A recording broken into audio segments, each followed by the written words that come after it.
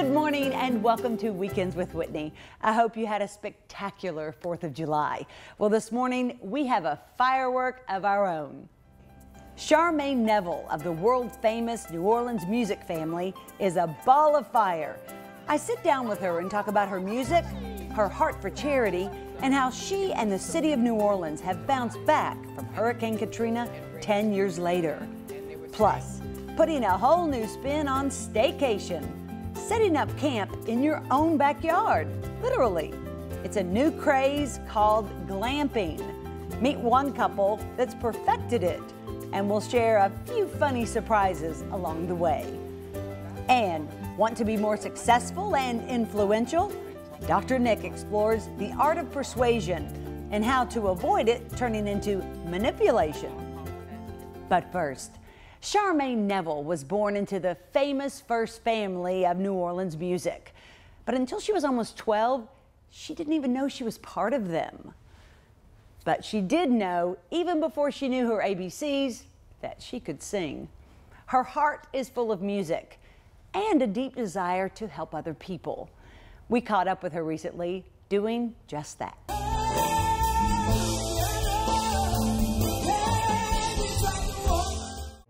What a wonderful, wonderful world.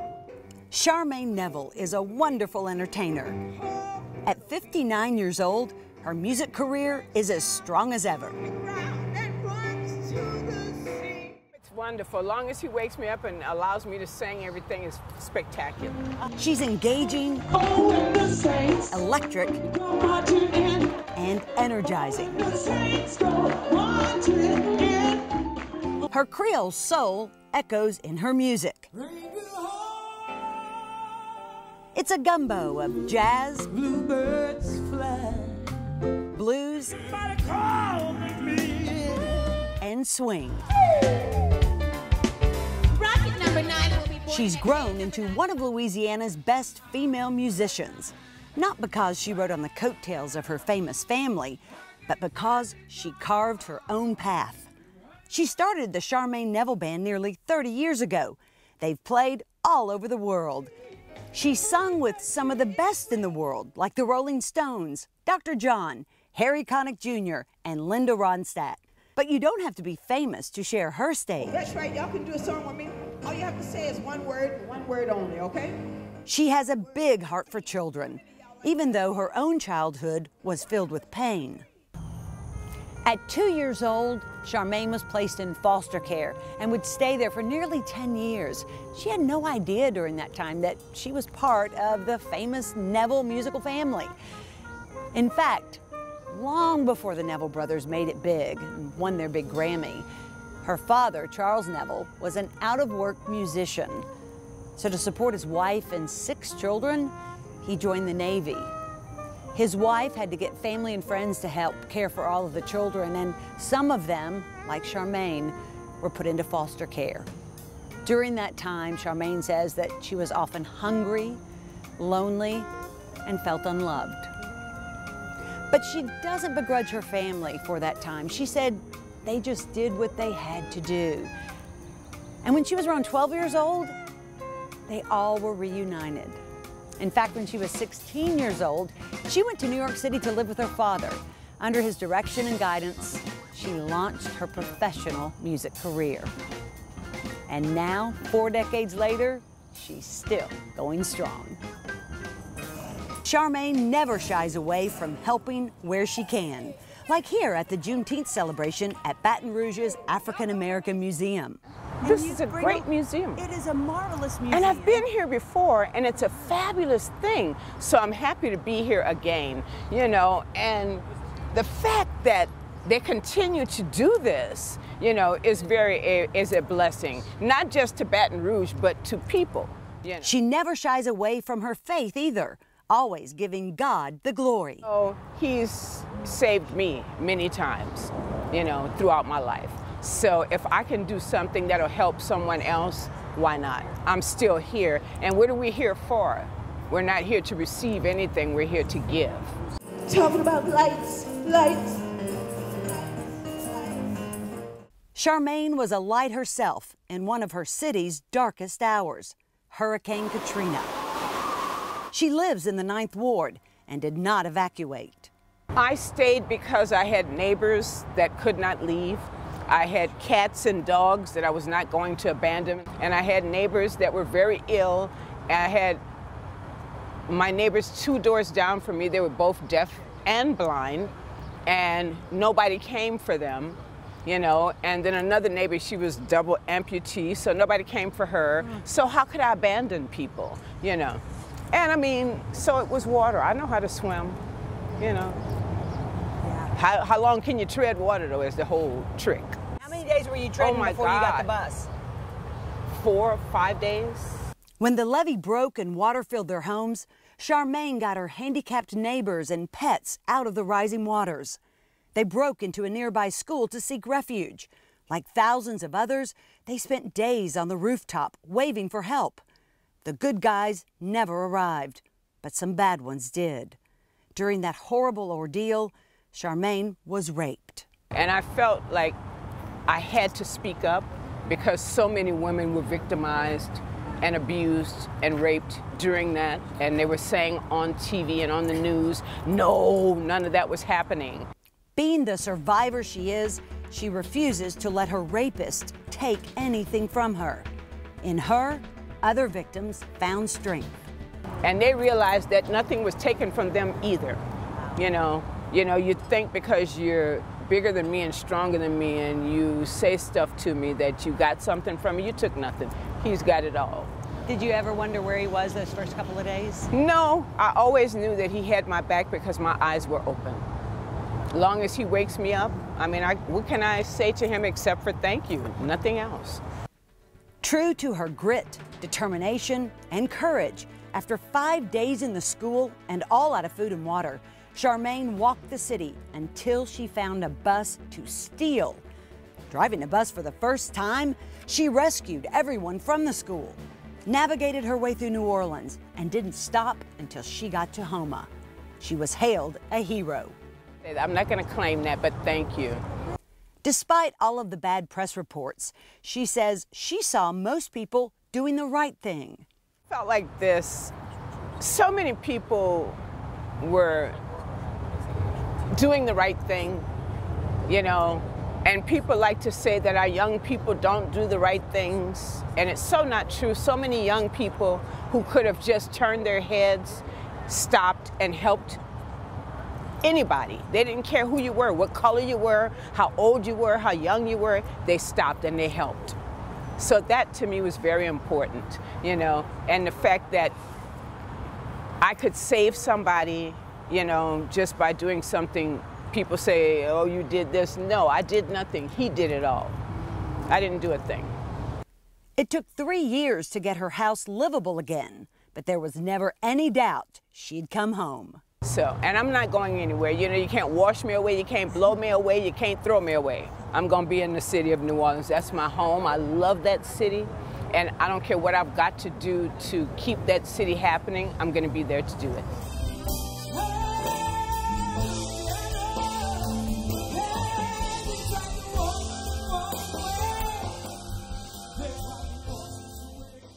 In fact, you can find Charmaine singing in New Orleans at the renowned jazz club Snug Harbor most Monday nights. She has an 8 and a 10 o'clock show. Tickets are just $15, but often they sell out, so you might want to buy those tickets in advance on Snug Harbor's website. And still to come on Weekends with Whitney, unraveling the secret to persuasion with Dr. Nick. Plus, hello? Oh, why, yes, it is. It's time for much more of Weekends with Whitney right after this. And wait till you see my getup and why. We're going glamping. I'll tell you all about it as Weekends with Whitney continues. Give the gift of fine dining. Wayne Stabler Companies is offering 1 card for 4. Le Creole, The Little Village, Stab's Steak and Seafood. 4 sizzling restaurants, 1 card. Maggio, the only way to go. Maggio Buick GMC, your satisfaction's our specialty. We really deliver on Falls River here in New Roads. Small talent, atmosphere, legendary service for over 60 years. Maggio, the only way to go. The only way to go, that's Maggio. This segment brought to you by our friends at Wayne Stabler Companies. Welcome back to Weekends with Whitney. It's the 4th of July weekend, and a lot of folks went out of town for vacation, and others stayed in town and had their own staycation. Well, I found a couple who has taken staycation to a whole new level. It's right behind this door, and it's pretty cool. Come on. It's a backyard like I've never seen before. Park-like, with trailers, but certainly not like a trailer park. 3 vintage travel trailers outline the backyard, but they're not here just to hit the road. It's mostly to avoid it. Right in their own backyard, here in the Capitol Heights neighborhood, owners Penny Guidry and Dave Mooney go glamping. That's right, glamping. It's glamour plus camping. Glamping is not your mama's camping. It's not about picnic tables, baskets, and rowboats. It is about stemware, china, and prom dresses. It is. It's a craze sweeping the country. It's vintage, gone vogue. They're travel trailers. These round ones like this are called canned ham because they look like a canned ham trailer. And that one, these two are the later models, and they're the toaster style. But whatever the style, they gotta be glam. Ladies are now taking these old trailers and turning them into their space. Now, if I were going glamping, which I hope to soon, this is kind of how I would go. You put on a glamorous dress, you get out your china or fine stemware, pull out the old tiara, and then you get to go in Mary Cupcake Moon Bus. She'll get us there. And then you get to spend the night in Daisy Jane. And that is glamping. There's absolutely nothing lowbrow or low-key about it. They'd sure know I was coming, wouldn't they? But just as traditional rugged camping isn't for everyone,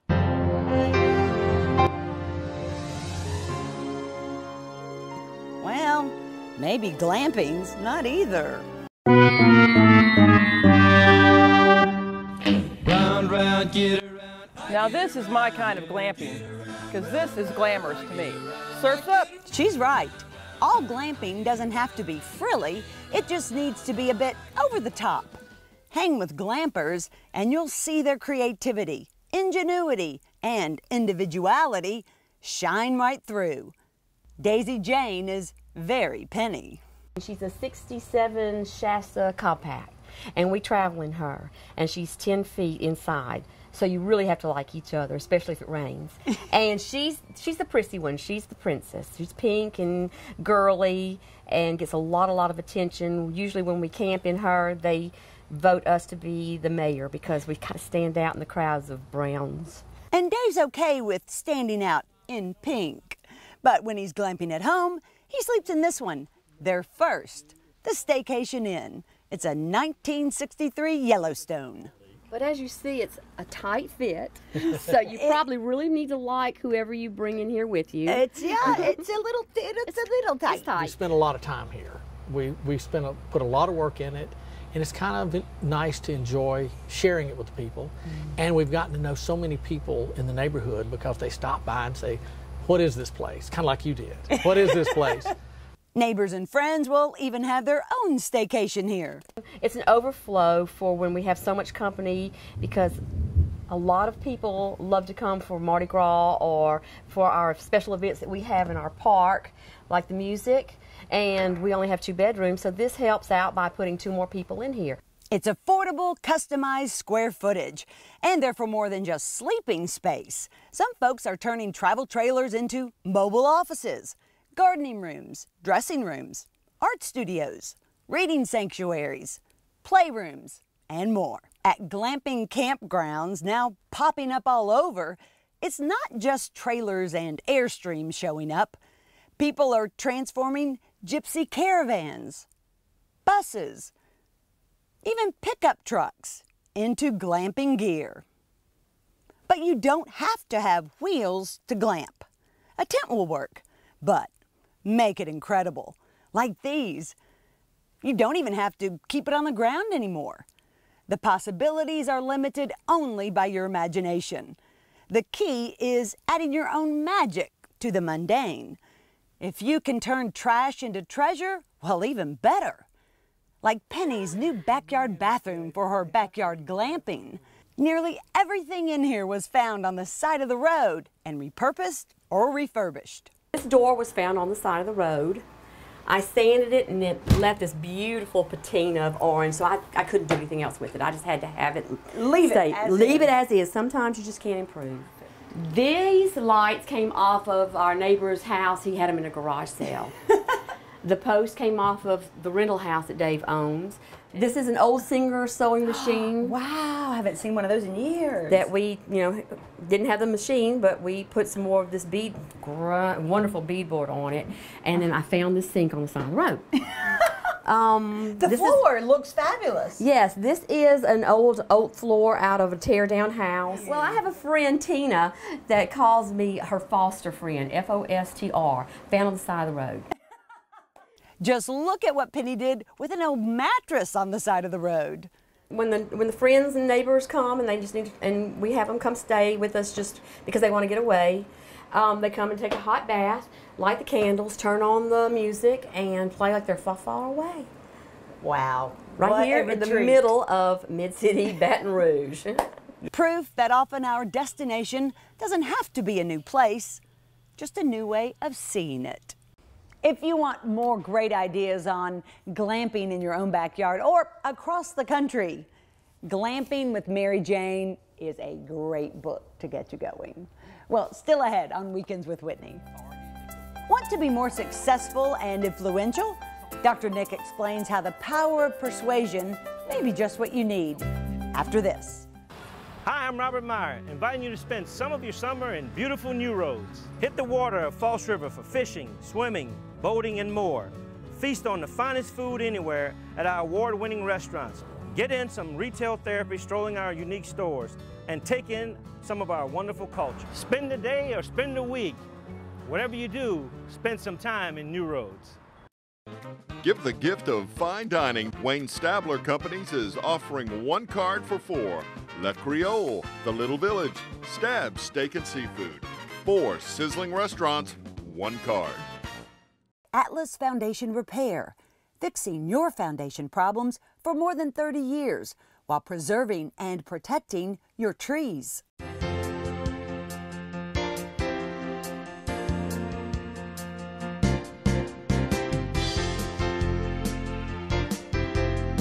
Welcome back to Weekends with Whitney. Persuasion. It's something that we all have to do weekly in our lives, some weeks more than others. Dr. Nick is here this morning to share the principles of persuasion, how to do it effectively and how to do it ethically. Great to see you. Great ethical beginning. The book, just got to show the audience, written in 1984. I studied it in graduate school. Probably really one of the most life-changing books I've ever read. No kidding. Because I'm fascinated with marketing and sales. Yes. And this is principles of persuasion in terms of how to get a yes out of people, is basically what it is. But I thought it would be an interesting topic, Whitney, because it's also teaching people, if they want to read it or just pick up from what we talk about today, how to also say no. I get what you're doing. And I'm not going to fall into it, even though I'm tempted to. And people will see once we talk about the principles. Yeah. So let's talk about the first principle of persuasion. Okay, well, that would be reciprocity. Okay.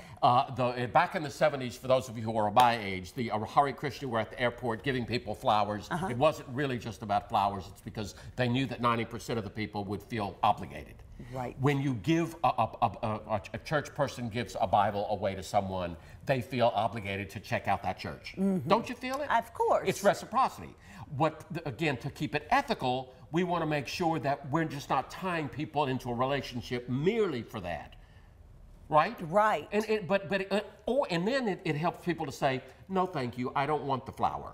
Or the windshield wiper comes. But I want to say something about what I think is humorous about the principles that he talks about, and that is before you ask for the yes. Okay. There was a lady that was in her 80s, I think, working at a jewelry store, and she was always nervous about young people getting married and not lasting. So when they would come in to buy the ring, she would say, I'm happy for you, but I just want you to see what I looked like when I was 19 before I was married. She would pull out this picture of how beautiful she was. And several of the couples would say, we should be thinking about what are you? Can I love this? Can I love this in 60 years? Or Reed writes you a letter and says, Mom, sit down. And goes through all these horrible things about I broke my leg and the car has crashed, blah, blah, blah, blah, blah. And then at the end says, I was just kidding, I made a D in one subject.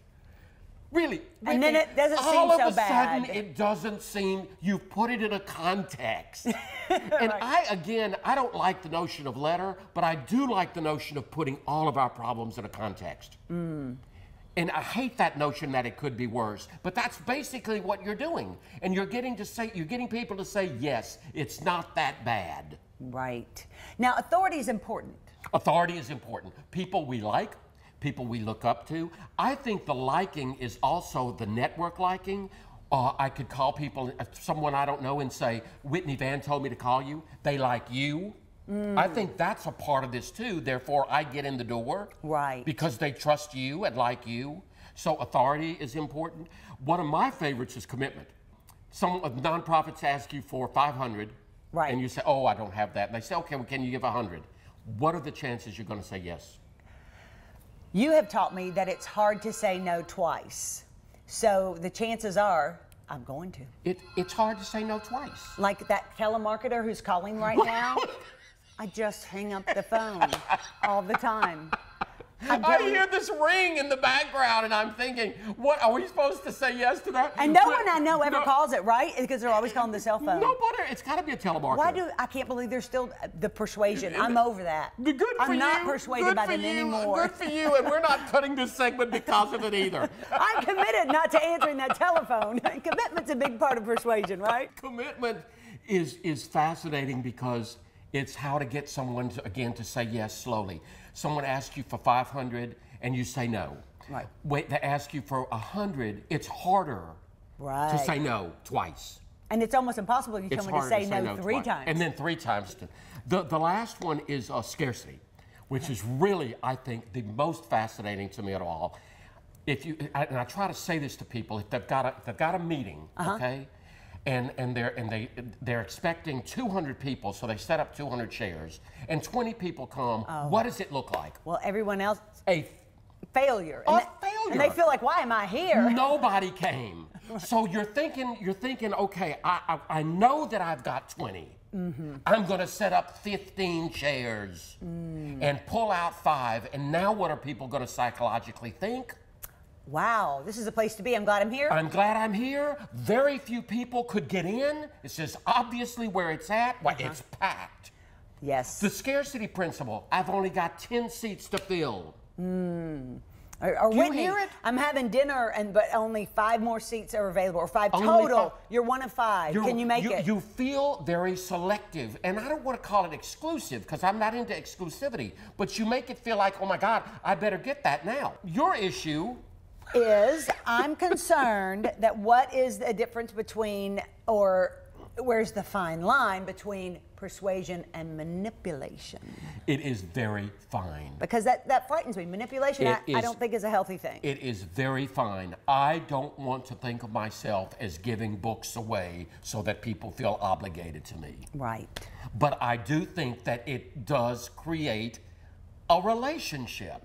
So you've got to discern how to use these principles. If I'm going to give a seminar, I really want it to look like it's full, even though there are 20 people. I don't think that's unethical. I don't either. I don't think that we manipulate, and to some degree, Whitney, even manipulation is not so horrible in the sense that we manipulate our lives I manipulate therapy by not having a big desk in the room. Right. Right? Right. So to some degree, I'm manipulating, I'm setting it up, but it's a valid question, and I struggle with it. With you, I struggle with these. And maybe one of the principles or ways to look at this is that it could be a win-win for both. It can be. Because if people come to your seminar, I know that you're good and that you offer really great advice. I know if somebody opens up your book, they're going to get an incredible experience and knowledge. So it's a win-win. Right now, as we speak, there's a new celebrity in town, Caitlyn Jenner.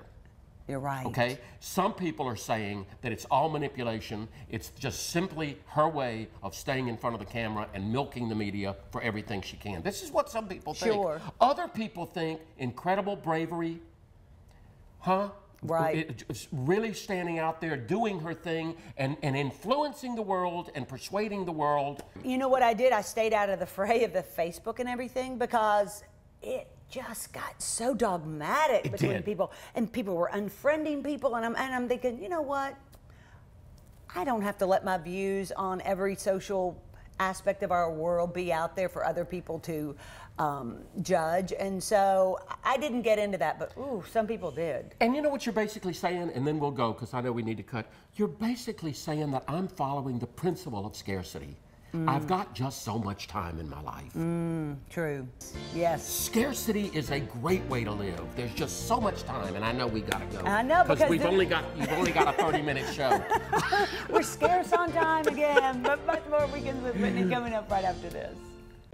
Give the gift of fine dining. Wayne Stabler Companies is offering 1 card for 4.